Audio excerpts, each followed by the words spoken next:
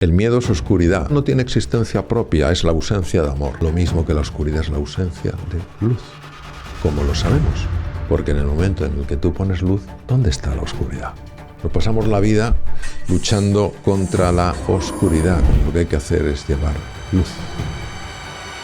Doctor Mario Alonso Puig. Mario Alonso Puig, pide un aplauso para el doctor Puig. ¿Existe la fórmula de la felicidad? Soy Mario Alonso Puig. El doctor Mario Alonso Puig, especialista con 26 años de ejercicio en cirugía general y del aparato digestivo, experto en el mundo de la inteligencia y la cognición humana, conferenciante y escritor. Es fellow en cirugía por la Universidad de Harvard, miembro del Club Harvard España. Ha dedicado gran parte de su vida a explorar el impacto que tienen los procesos mentales en el despliegue de nuestros talentos y en los niveles de salud, de energía y de bienestar. ¿Quién soy? Porque si tú descubres quién eres, sabrás perfectamente de dónde vienes. Y si sabes quién eres, sabrás perfectamente hasta dónde puedes llegar. ¿Y por dónde se empieza ese viaje? El ego es el centro de una circunferencia.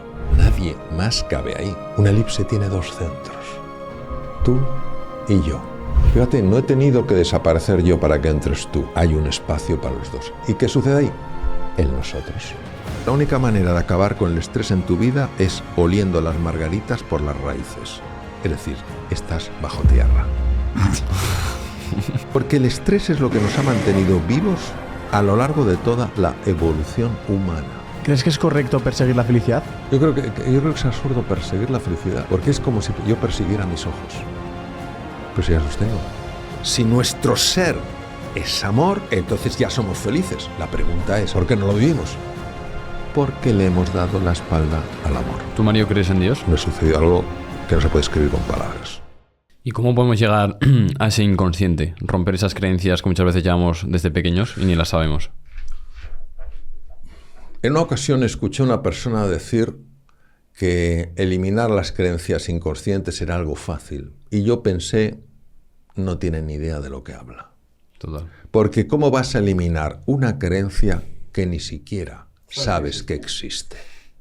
Es como cuando me dicen, ¿es verdad, Mario, que utilizamos el 1% de nuestra capacidad mental? Digo, si no sabes cuál es el 100%, ¿cómo vas a saber lo que es el 1%? Claro. Es que no tiene sentido. O sea, son cosas... En fin, entonces... En mi experiencia, la conexión con el inconsciente es la conexión a nivel físico entre el hemisferio izquierdo y el hemisferio derecho, que están muy enfrentados por el tema cultural.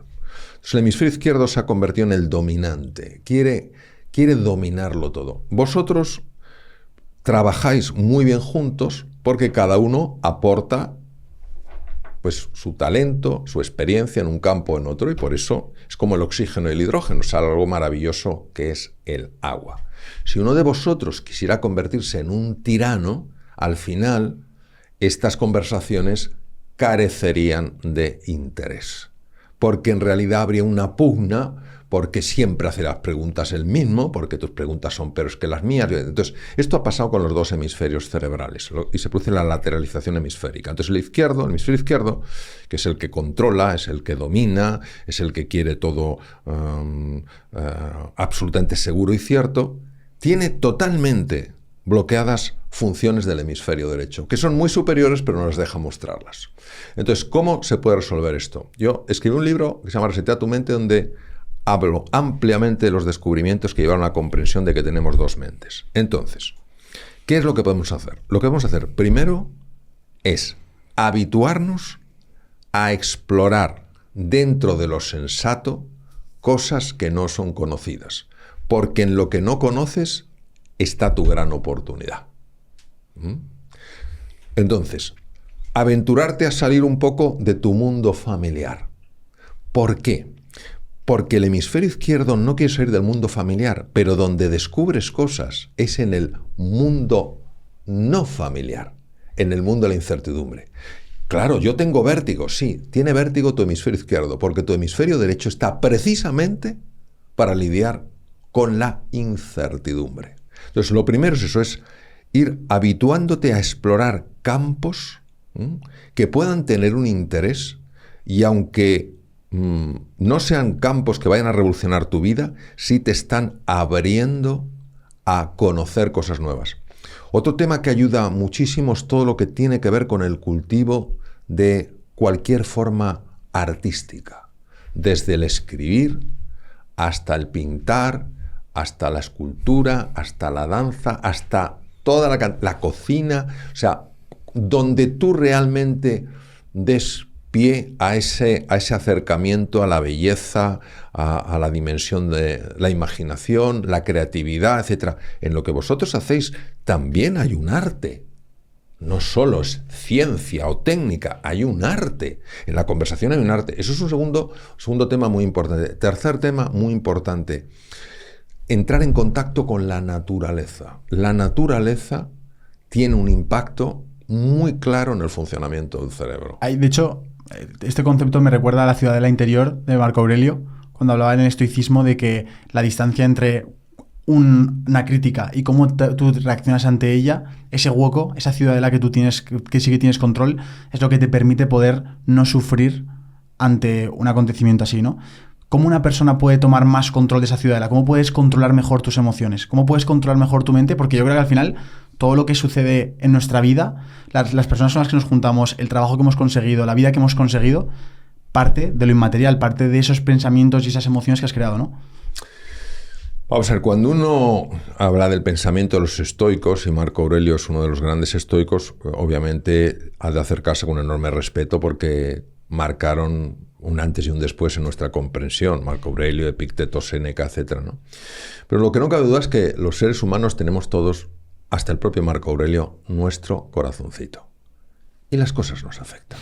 Incluso la persona que dice, a mí no me importa las críticas de los demás, no es verdad. ¿Y cómo lo sabes? Porque en cuanto alguien le critica, saltan. Entonces, lo tenemos muy metido en el cuerpo. Entonces, a mí, yo afortunadamente, y esto tengo que expresar una extraordinaria gratitud, las personas cuando conectan conmigo y hacen comentarios, en general son comentarios llenos de cariño, llenos de afecto, llenos de ganas de ayudar, y personas que yo percibo un ataque directo son realmente muy, muy pocas. En cualquier caso, yo creo que cuando uno se da cuenta del poder que tiene la interpretación en la percepción de la realidad, es decir, que nuestro cerebro con los datos que llegan de fuera hace un cóctel, lo junta con experiencias, con creencias, etc., y al final lo que uno ve tiene mucho que ver con lo que uno es. Entonces, lo que uno necesita es, desde mi punto de vista, es trabajar esto e interpretar las cosas que no te gustan como una lección que has de aprender. Es decir, ¿no te gusta algo? ¿Qué es lo que puedo aprender de aquí? Pues a lo mejor responder con respeto a quien me ha atacado. A lo mejor entender que esa persona está pasando por un momento de sufrimiento y que lo único que en este momento es capaz de hacer es herir. Por eso a mí no me gusta hablar de malas personas y buenas personas. A mí me gusta hablar de personas que están bien y personas que están mal. Porque si yo creo que hay una persona que es una mala persona, yo voy a ir a castigarla. ¿Por qué? Porque es mala. Pero si yo creo que es una persona que está mal, yo voy a buscar corregirla para que esté bien. Y de hecho sabemos de personas que ante ataques tremendos, totalmente injustificados, fueron totalmente transformadas en su percepción por la respuesta que recibieron.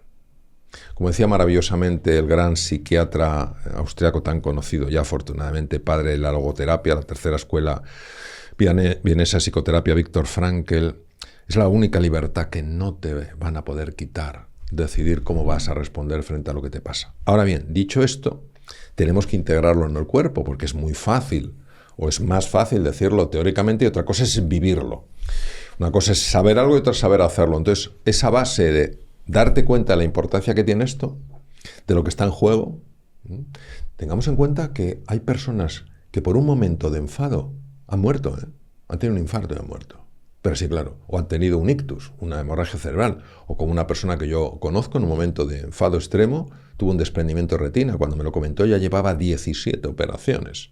Es decir, no pensemos que estas cosas el cuerpo no las nota. Entonces, tenemos que ser capaces de procesarlo de otra manera, de tal forma que nuestra respuesta, lejos de aumentar el problema, pues tú más, contribuya a la solución.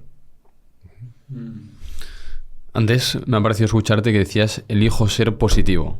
Y me sorprende porque es positivo, algo que parece que es emociones o que surge en el cerebro. Tú eres capaz de elegir la emoción o elegir un poco el punto de vista que tienes. Es muy buena pregunta, Juan. Como obedecemos a tantos programas automáticos que nos dominan desde el inconsciente, tenemos la sensación de que no podemos elegir. O sea, ahí la prueba del martillo, que todos conocemos, le das al tendón rotuliano y hace la pierna así, ¿no? Es un acto reflejo, ¿no?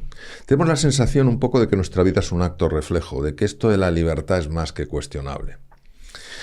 La libertad es una conquista diaria. Es una conquista diaria. Consiste en dejar de reaccionar y empezar a responder. Y cuando tú te entrenas en esto, pues vas acercándote a lo que decía Jean-Paul Sartre: libertad es lo que tú haces con lo que a ti te hacen. Y claro, las personas que sanan este mundo, las personas que transforman este mundo, las personas que generan belleza en este mundo, no son personas que reaccionan, son personas que responden. Y no fue así desde que estaban en este planeta, sino que aprendieron a hacerlo. La compasión, que quiere decir lanzar el corazón, va precedida de la sabiduría. Entonces, cuando tú te das cuenta del sufrimiento de las personas, te das cuenta de que tú tienes dos opciones: o aumentar su sufrimiento o reducírselo. Y eso va a depender mucho de tu forma de responder.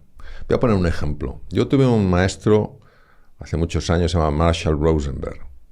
A Marshall le invitaron a dar una conferencia en Palestina, hablo hace muchos años. Era una carpa. Él volaba a Estados Unidos, un psicoterapeuta extraordinario norteamericano. Le presentan el profesor Marshall Rosenberg de los Estados Unidos y tal cual.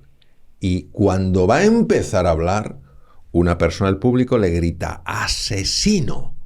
Vamos a ver, ¿cómo se te pone el cuerpo cuando has viajado de Estados Unidos a Palestina? Vas a empezar una conferencia y la primera el primer delicatessen que te cae es asesino. Lo lógico es reaccionar, porque es totalmente injusto. No me conoce, no me ha dado ninguna oportunidad, me llama asesino. Pero Marshall era un hombre que tenía un nivel de conciencia muy elevado. Él lo conocía bien y se notaba por cómo era.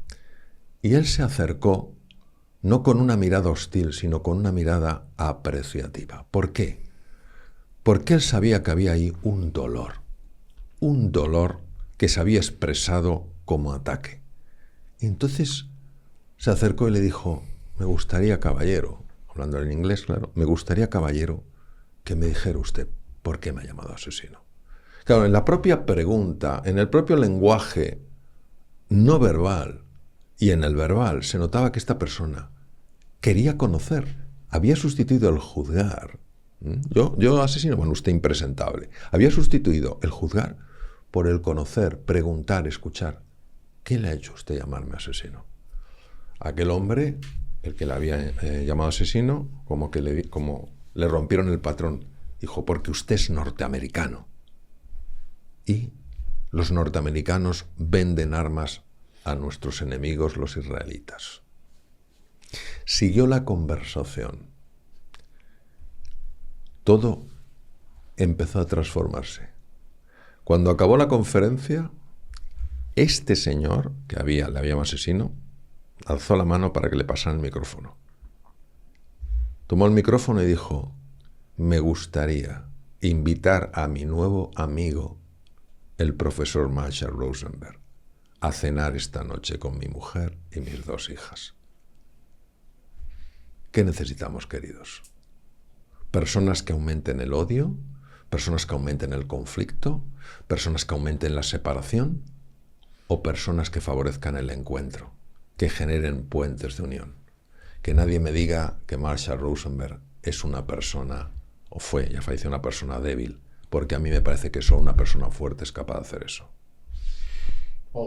La mirada apreciativa a veces puede sacar lo mejor de la persona que tú tienes enfrente tuyo, y creo que eso muchas veces te permite poder mejorar tu entorno sin necesidad de cambiarlo, ¿no? Como esa frase que decían de nada ha cambiado, pero como yo he cambiado, todo ha cambiado. Sí. ¿Hasta qué punto eso es cierto, esa frase? Pues esa frase originalmente, que yo sepa, es de Epicteto. Luego se la han atribuido montones de personas al mundo mundial. Total. Pero claro, Epicteto, si no recuerdo mal, es a veces el siglo I después de Cristo. Entonces, tiene unos cuantos años, ¿no? Pues mira, para mí es absolutamente cierta. Absolutamente cierta. ¿Por qué es absolutamente cierta? Porque nosotros mismos ahora, a nivel consciente, estamos teniendo una conversación. Yo escucho vuestras preguntas, vuestras apreciaciones, vosotros escucháis la mía. Sin embargo, a nivel inconsciente están pasando muchas cosas de las cuales obviamente no somos conscientes. Por ejemplo, yo estoy especialmente cómodo aquí. ¿Por qué? Porque me siento muy cercano a vosotros, porque aprecio y admiro vuestra labor, porque me encanta estar con gente joven, etc. Y eso está afectándome a nivel consciente. Pero yo no me doy cuenta de dónde viene eso. Entonces, ¿qué quiero decir? Que cuando tú empiezas a generar más paz interior, más serenidad, más ilusión y más entusiasmo, tú vas teniendo un impacto, seas consciente o no, en las cosas, en las personas, en las relaciones. Y entonces eso empieza a cambiar. Como ha sucedido por vía inconsciente, uno no se siente causante de eso. Es decir, nosotros a nivel consciente vemos el efecto. No nos reconocemos como causa. Hay una historia muy bonita, un pequeño cuentecillo, de había una señora de edad muy avanzada en la puerta de una ciudad, una época muy lejana. Y entonces llega un viajante, un señor que llega de otra ciudad y le dice: anciana, ¿cómo es esta ciudad? Y ella dice: ¿cómo es la ciudad de la que vienes? ¡Buah! Horrible. Una gente malvada. No te puedes fiar de nadie. Un horror. Pues amigo, no tengo una buena noticia para ti. La gente en esa ciudad es igual. Gracias por advertirme. Y se fue. Al cabo de un tiempo llega otro señor. Buena mujer, ¿cómo es la gente de esta ciudad? Joven, ¿cómo es la gente de tu ciudad, de la que vienes? Wow, es una gente estupenda. Es una gente alegre que te ayuda en cuanto puede. Hombre, como todos hay gente más difícil, pero en general extraordinaria. Dice: pues esta otra va a ser también una gran ciudad para ti.